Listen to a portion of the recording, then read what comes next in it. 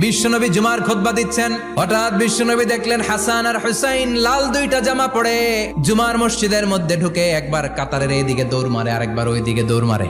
বিশ্বনবী খুতবা থামিয়ে দিলেন, মিম্বার থেকে নেমে হাসান হুসাইনকে দুই হাতে টানতে টানতে মিম্বারের উপরে নিয়ে আসলেন যাতে মুসল্লিদের ডিস্টার্ব না হয়ে যায়। হাসানকে ডান হাতে ধরে হুসাইনকে বা হাতে ধরে বাকি খুতবাটা বিশ্বনবী তখন শেষ করলেন। আবার বিশ্বনবী জুমার খুতবা দিতে দাঁড়ালেন, এক সাহাবী এসে বসে বলল, বিশ্বনবী বললেন, কম দাঁড়াও, 2 রাকাত পড়ছো? সাহাবী কয় না, পড়ি নাই। বিশ্বনবী বললেন, 2 রাকাত পড়ো। খুতবার নিরবিচ্ছিন্নতাকে ভঙ্গ করে বিশ্বনবী তাকে দাঁড়াতে বললেন, 2 রাকাত নামাজ পড়তে বললেন। তার মানে খতিব সাহেব মন গড়া শুধু খুতবা দিয়ে যায় না, ডানে বায়ে কোথায় কি হচ্ছে সবকিছু নজরে রেখে, কন্ট্রোলে রেখে সামাজিক সব সমস্যার কথাগুলো তুলে ধরে অসামাজিক কার্যকলাপের বিরুদ্ধে হুঙ্কার দিয়ে জুমার প্ল্যাটফর্মটাকে শক্তিশালী করাই হচ্ছে একজনের খতিবের দায়িত্ব। চিল্লায় এখন ঠিক কিনা? এ কাজই করেছেন বিশ্বনবী 500টা খুতবায়।